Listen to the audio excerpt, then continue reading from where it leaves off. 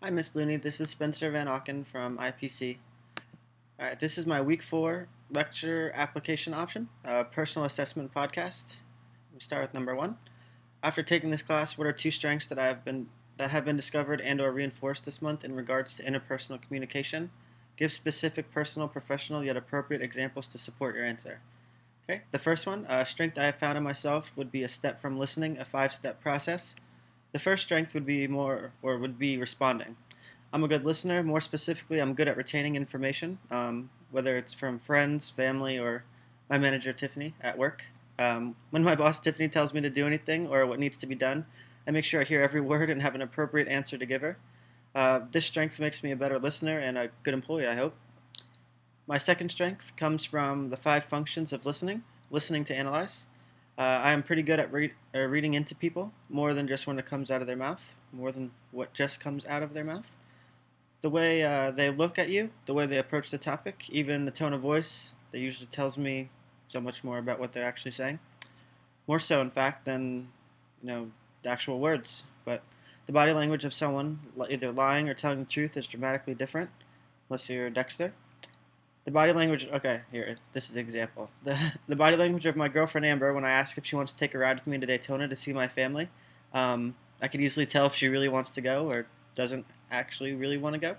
If she says with authority that she would like to come and looks at me in the eyes, usually means it's sincere. She would like to come with me, but she never lies. So she kind of tells me exactly how she's feeling. Like, oh no, I don't want to go at all, or but it's never that. But I don't know. Even if she didn't, like, she could probably be looking down or looking at her phone or saying an answer like sure instead of yes. But like I said, she usually doesn't do that.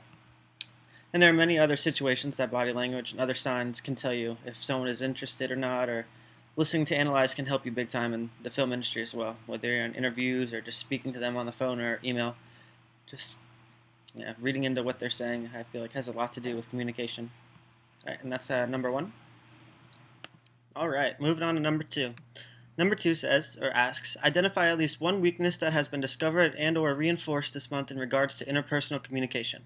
Give specific personal/professional yet appropriate examples to support your answer. All right, and I answered, I definitely need to work on a part of the 5-step process of listening, specifically recalling. The 5th stage of listening is recalling or remembering information after you have received it. I usually understand everything when I hear it, but with so much going on, school, work, friends, family, just everything, just sometimes I tend to forget things. But I always feel bad about it, and it kind of sucks because I always listen when people are talking to me, but for some reason I can't recall it as well. I don't know. But all right. The owner of Jimmy John's, the place that I work, he's told me so many times to park in the front of the building because I have a sign in my car, and I guess free advertisement. It's better for him. He's must told me a million times. Every night I forget. I can never remember to park in the front of the store, just no matter how much I keep trying. But yeah, it's just more convenient to park in the back. But recalling things, so like part of the 5-step process of listening. It's something I really need to work on. But that's number 2. Okay, moving on to number 3. What concepts did you connect with most this month, and why do you think that is? Right, the topic I connected with most was on page 100 of the textbook. It talks about using stereotypes. This is one of the topics from class that really stuck with me. I connect with this the most. Attribute that to mainly growing up in Daytona. There were many different groups, races, and circles of friends, and everyone gets stamped with the stereotype, whether you actually admit it or not. Someone is going to judge you or put you in a certain class as soon as they see you. It's impossible to avoid. But a lot of people I grew up with actually fell victim to stereotyping from school, the police, adults of the neighborhood, and a lot of the times they were judged on because of who their parents were or their parents' decisions, and it put them in a class that I don't believe was actually very fair. But when I read the textbook, I connected to this part, the most, or I had the strongest connection with this. Okay. Number 4, the final question. Consider what you have learned about your interpersonal communication habits this month and develop a specific communication plan in order to continue to improve your interpersonal communication skills. Give a minimum of 3 specific personal/professional yet appropriate examples to illustrate what you will be doing in the coming months to continue to be a competent communicator, drawing on class content as support. Okay, the next couple of weeks I will be reaching out to numerous production companies, TV stations, editing houses, and will use some of the interpersonal communication skills I've learned in class.